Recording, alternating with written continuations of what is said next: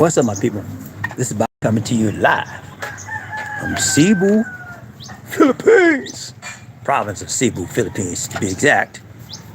And I'm doing my morning walk out in the province. For those of you that don't know, Lisa D and I live in the province. Now, we moved to the province of Cebu. We have a house here. Mom and Pop are living here. We built the house in 2013, and Yolanda came along. Remember Typhoon Yolanda? Those of you who don't know, huge typhoon. It tore it down. So I built it again for Lisa D. And we were supposed to actually live out here when I moved here, when I retired. But guess what, guys? I didn't like the province life. He said, I don't want to live in the city. So we moved to Cebu City. And we were there for 9 years. So now we're on our way to the USA. And that rhymed. So we were looking for, we wanted to get our house. We have a house in the city, Cebu City. So we rented that house out. Okay. We didn't want to sell it. We rented it out to a nice couple.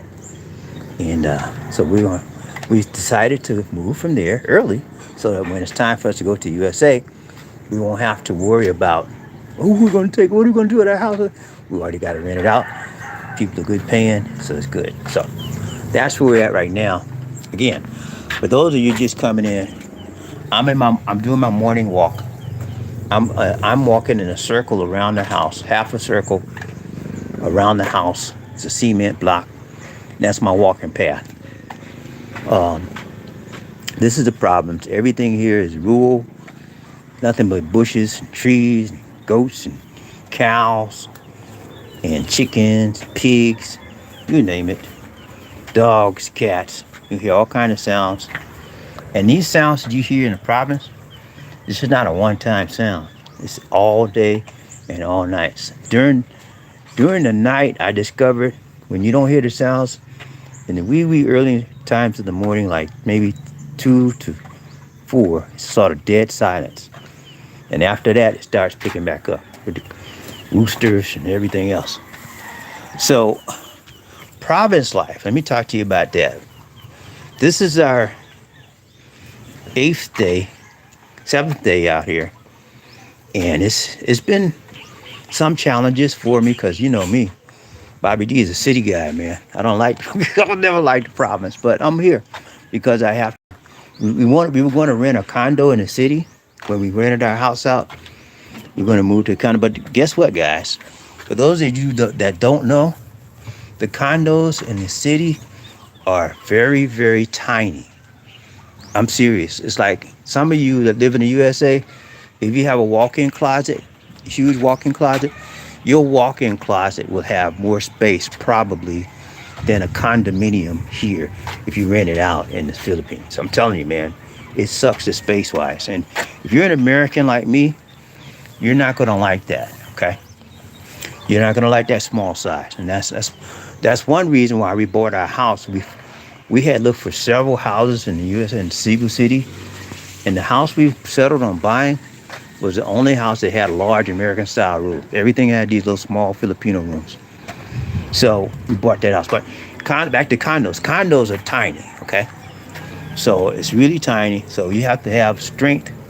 You have to have, I guess, know how to organize really well. And you can't have a whole lot because you can't put a lot of stuff in there. It's a small room. And you'll have a small room, a little tiny kitchen, and one small tiny bathroom. And we decided now we don't want to do the condo thing. So these moms said, y'all need to come home.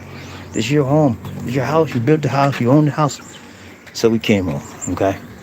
It's like about a 2-hour drive from Cebu City here. And the people here, let's talk about the people first of all. When you're in the province life, if you're a foreign guy, you're going to be like an oddity, okay, or a commodity, for example. People are going to look you up and down, from head to toe, from toe to head, and they're going to try to figure you out because they don't see foreigners up in here. I'm the only foreigner that's ever lived in my house here in the province, and we live on a mountain, guy. I don't know if I told you that. We live on a mountain. I'm gonna turn this camera around so you can see. Let me see if I can show you. Yeah, see that right there? That view is what I'm looking at. We're high up in the air. Okay, we're about a mile high down the street. And every time you walk up here to this place, you're going to get your exercise. Yeah, you're going to get a workout, baby. I'm used to it now. Before, I wasn't used to it. I would get tired. Now, I'm working out a lot. I'm used to it now. So, yeah, you're going to be in the province. It's a lot of trees, bushes, jungle, animals, cows, whatever. But and you have to get used to it. The only time I've been on a farm ever was when I was about, I guess, 10 years old. My mom sent me and my sisters and brothers over to my Uncle Fest's house. And he lived on a farm in the country. And I remember then we used to have to milk cows. I didn't like it then. I guess I don't like it now. But it's a difference here. It's not as bad as I remember from the experience in summer when I was a kid. But it's still farm life, okay? Farm life, if you're from the city, if you're a city guy like me, it's going to be a big adjustment for you, okay? Huge adjustment, okay? The conveniences of getting up and go to a store. So I want to get some milk or some eggs right down the corner to the street store in the corner. Not happening. Not happening. Not happening. No, you don't have the convenience of that. That's why when we go to the store here, the nearest grocery market is about 30-minute drive away. Okay, so every time we go to the store here, we stock up. We get like double or whatever because we don't want to keep making that drive all the time going to the city. Okay, so and that's one thing. The people. Let's talk about the people. Sorry, the people here are very friendly. They're not going to talk much. They're quiet people. They're very, very shy. They will look at you and stare because they don't see you, people like us, that much. Foreigners, especially an African American black man like me, they stare me up and down. But you know what I do? I look at them back and I smile. That's it. I don't say anything unless they say anything. If they don't say nothing to you, your best bet is don't say anything to them. Because when you start talking to them, they become afraid for some reason and they want to run away. So the best policy when you're dealing with the people out here, be friendly, but don't be overly talkative. Just smile. That's all you got to do. When you smile, that breaks the ice and show them that you're not a mean person, that you're open to their potential conversation. And most of them, not all of them, but most of the people here speak a little bit of English. And a lot of people in the rural areas don't speak a lot of English at all. They mostly speak their native Cebuano tongue, Visayan tongue. But I've been well treated here so far, partly because everybody knows my family, the Bonaro family, Lisa Bonaro and her family here, and they know I'm married to her, and so they don't mess with us. They just treat us like family. I mean, neighbors on the mountain. So, and Lisa's family here is very well respected. They're hardworking people, friendly people. They're neighborly. If you need anything, if you need some eggs, or if you need helping hands, like I told you, we live on a mountain, right? It's about a mile walk, and it's a steep hill. When you start from the bottom, it's flat. Now, as you continue to go, it's an incline all the way up. So when you get to the top, it's about a mile long. You're gonna be wore out, okay? So guess what, guys? When we had to carry furniture up to the top of this mountain, we had to have a lot of people help us. And people came down in the groves to help us. Brought furniture, suitcases, clothes, you name it, TVs, my computer stuff. And I got to set my computer stuff up. That's why I'm doing this on the phone. I haven't had a chance to set my computer up yet. All kind of stuff I had to bring up. You can imagine walking up a mile with all that stuff. You know how they do it? They snatch the package or whatever, and they put it on their shoulder, and that's how they do it. I was amazed. And I learned how to do it too. I did the same thing. I helped them too, carry stuff up the mountain. but it'll wear you out, man. Anyway, one thing about the people here, they're very friendly, polite, and they're cordial and respectful. The difference between, I have found, the difference between the people, the natives, Filipinos in the province versus the Filipinos in the city is their friendliness. They're more friendly here than they're not. Don't get me wrong. They're friendly in Cebu City, but they're more friendly here. They're more relaxed and laid back. Okay? In Cebu City, they're a little bit more, they can get uptight with you in a minute. If you say something or look at them the wrong way. Here, they just don't say nothing. they don't, if they may not even like what you said or how you look, they're not gonna say nothing. They're just gonna look at you and keep moving. We won't have an attitude problem with these people out here at all. Everybody here has been receptive to me, and so far, and friendly. As far as the lifestyle out here, it is a rural life. If you've ever grown up on a farm, I know some of you guys live in the city now, and you've probably spent most of your childhood on a farm. So, farm life is farm life. Wherever you're, if you're in USA, Philippines, Thailand, Vietnam, whatever. Farm life is farm life. It's just rural, and you do the basics. When I get up in the morning in the city, I would get up, do my 3 S's. S-H-I-T, shower and shave. I do the same thing here, but I just do it differently here.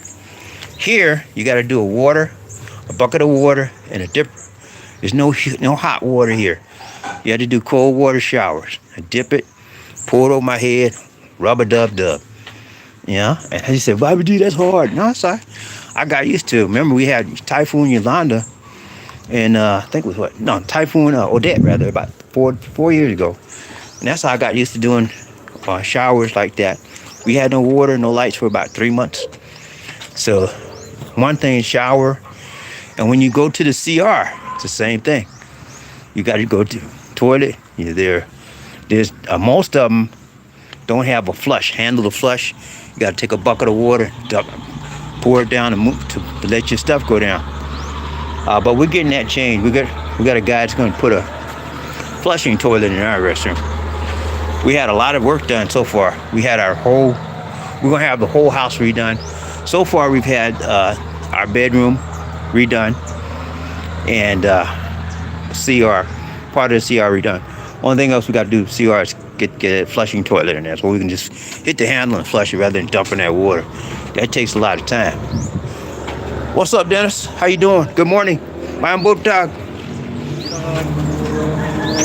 My brother-in-law, Dennis, carrying water up the mountain. But yeah, got a lot of more things to do out here, but I find it interesting, and at the same time, some things I find very, very annoying. I'll be honest with you. There's some things that are very, very easy and laid back and relaxing out here, and there's some things that are very, very annoying to me. Okay, and one of the things that annoys me is that when they cook here, cook their food, at least mom and pop do.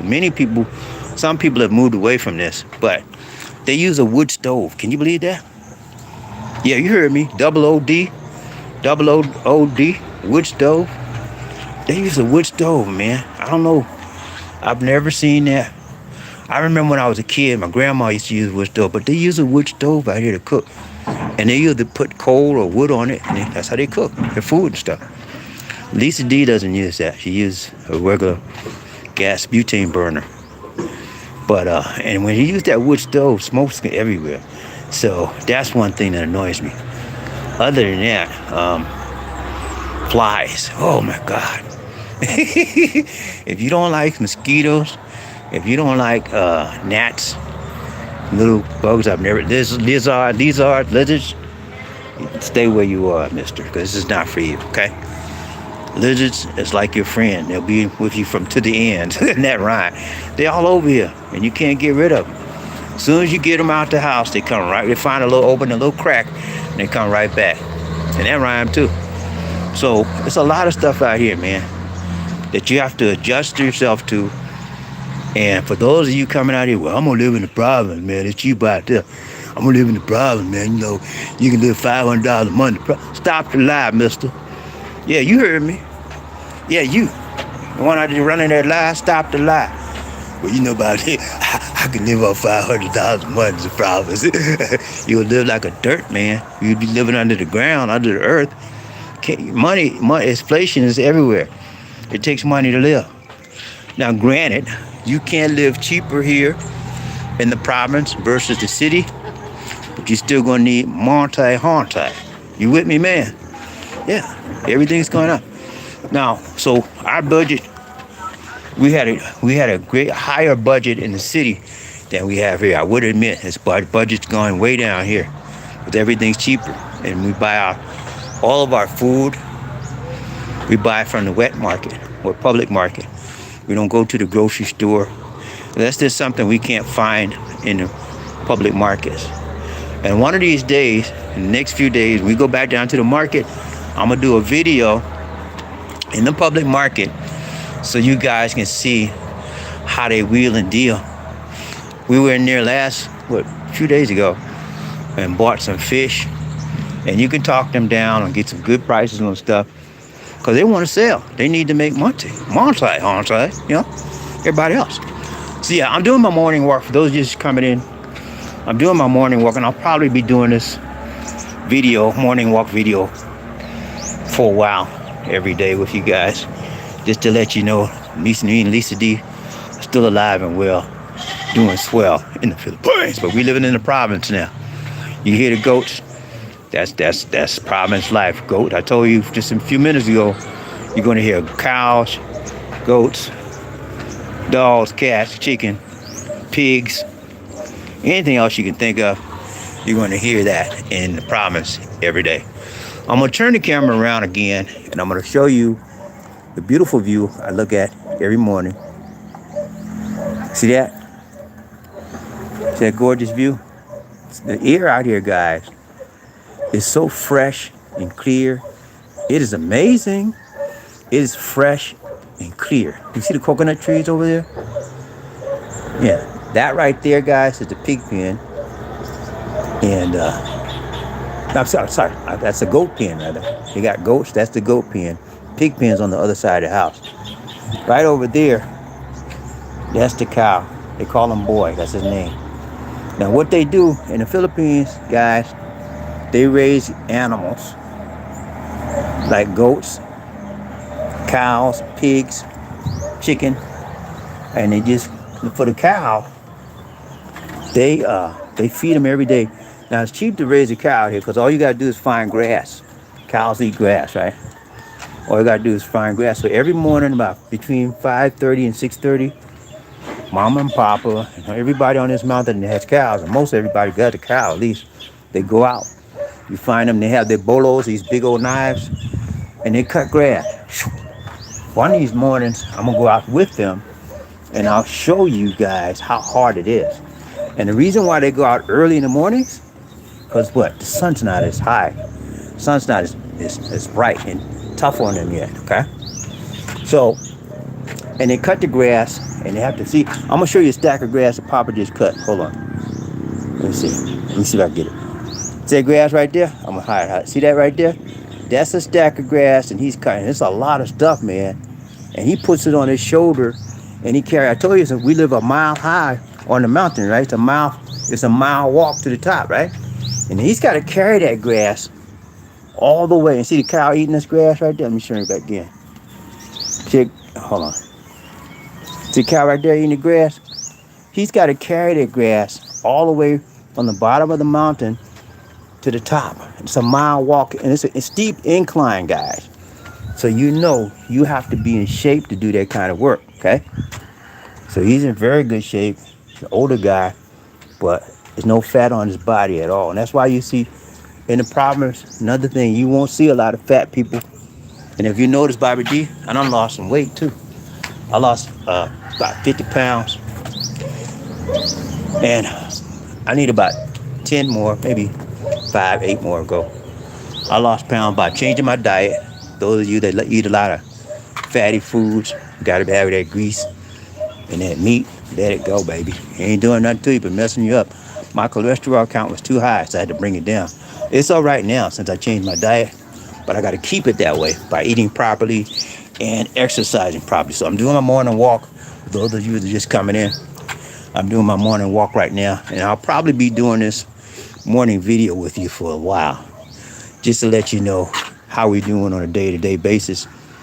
To tune in right around this time. And another thing in the Province, guys, you get up early. Okay, you can't sleep in the bed. Nobody sleeps here late, and they go to bed early and get up early. They go to bed between 8 and 9 every night, and they get up about 5:30, 6 o'clock, something like that, between 4:30 to 6:30. Everybody's up on this mountain. I told you they have to go out early in the morning to cut grass, pull grass for the animals to eat, and then bring it back. So they have to go out before the sun is hot, really, really hot, all the way out. And they do that 7 days a week. Can you imagine doing something that hard 7 days a week? They do it and they think nothing of it. That's just the way it is out here. That is the life and the lifestyle of the province people. Now, those of you that think you can do this, do that and be like that, I know some of you guys are just like that.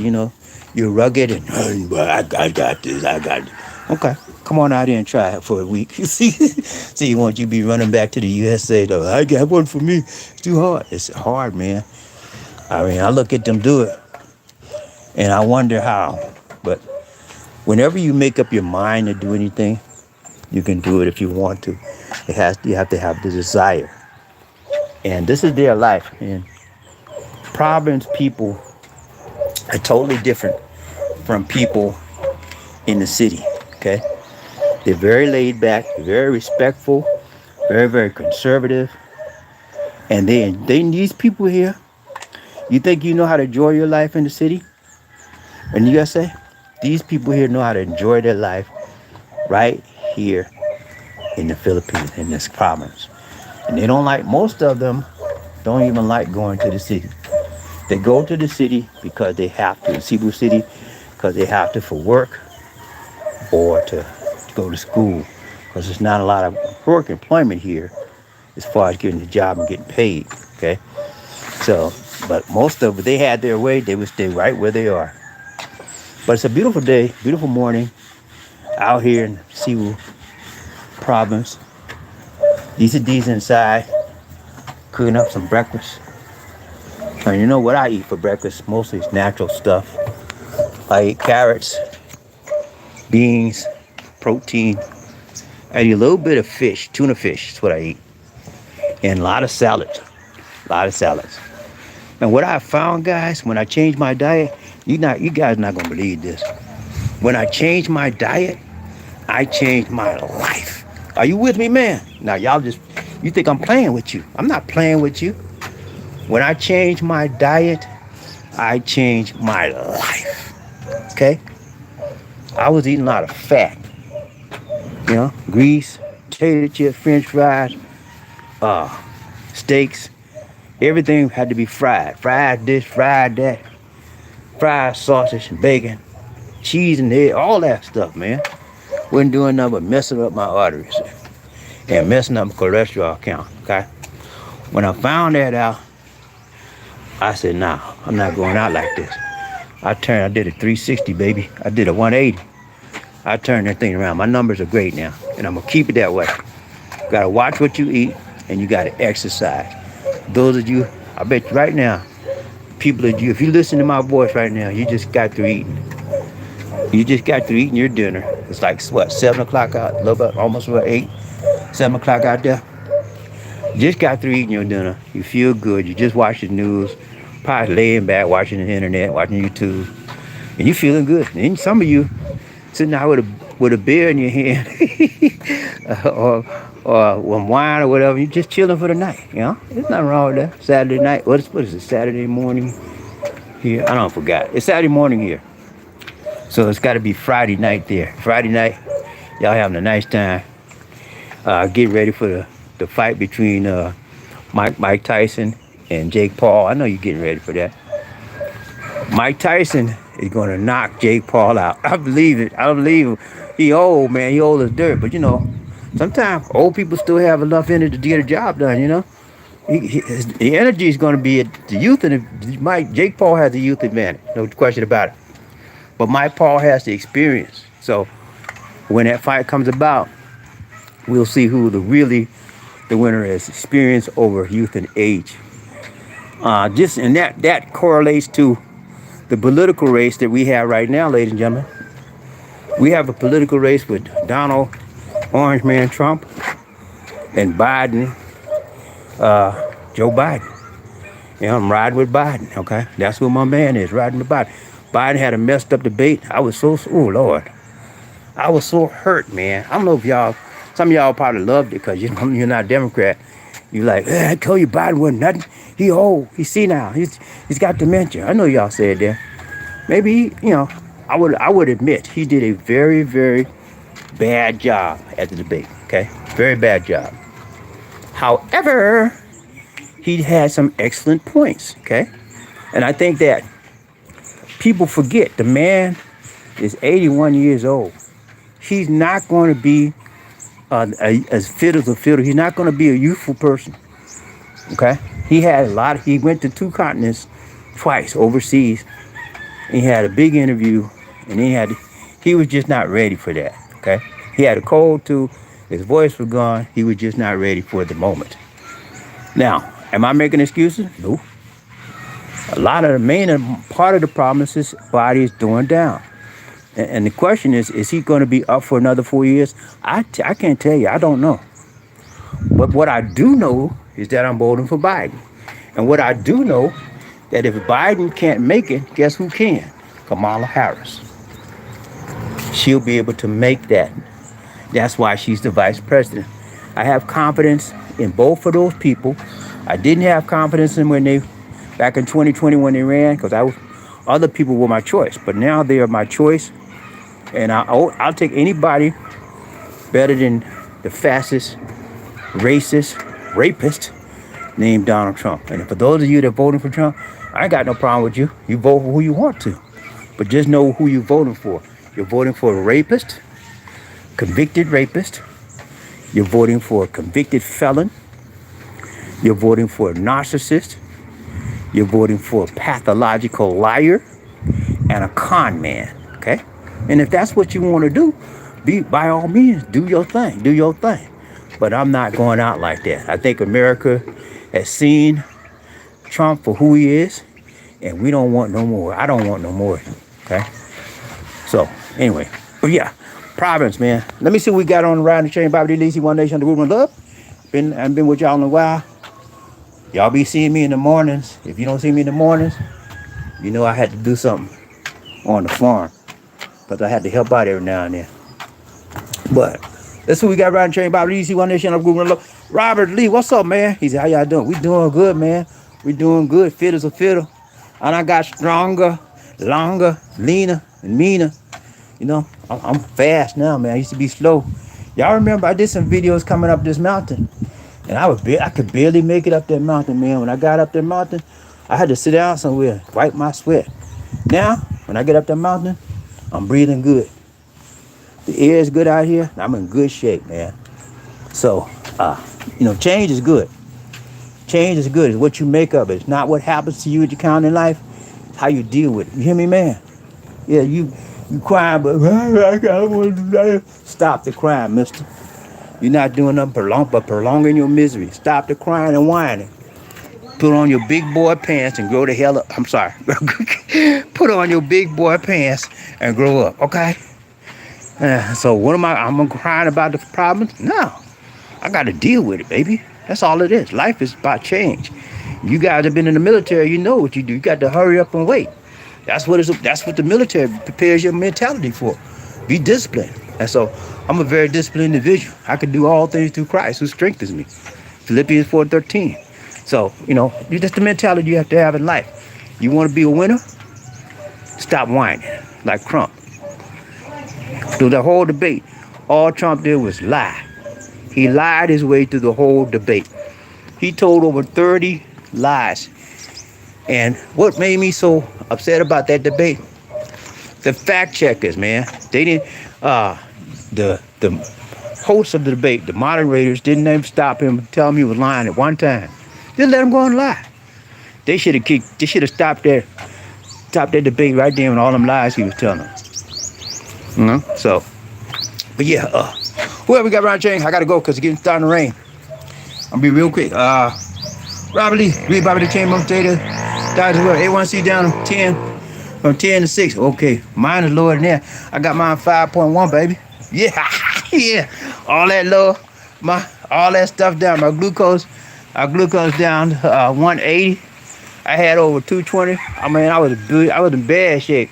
I got all that stuff straight, man. I'm not taking any medication or nothing. The doctor wanted to put me on medication. I said, no, sir. I'm gonna change my diet. I'm not going on the meds. I ain't took one pill. I just dieted. That's all I did. And my test came back positive, fit as a fiddle. All right, we got. I'm gonna hurry up, y'all. It's raining out here now. What's up, Murphy? Robert Lee. Murphy, everything good? Hope you as well. The SML, I was thinking about you at that first mountain video. Yeah, man. We doing good. John Thomas, what's up, Big John? Say good morning, BobbieD. Hey, John Thomas, y'all. Let me shout out to my brother John, Big John, JT.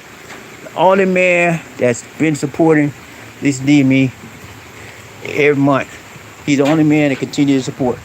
And I thank God for John Thomas, one of the best men I know. Send me money on PayPal. So I bless the Lord for John Thomas. John Thomas is on his way out here to the Philippines. I said, those of you want to come to the Philippines, come on. I'm not telling you not to come. I came here. I lived there for almost 10 years. It'll be 10 years this year. And so it was good to me. I learned a lot. But now my assignment, I'm going to say it again, my assignment is over. So we're on our way out. Okay, y'all, it's getting ready. It's raining. I got to hang this off now. This probably should take care. God bless. Peace.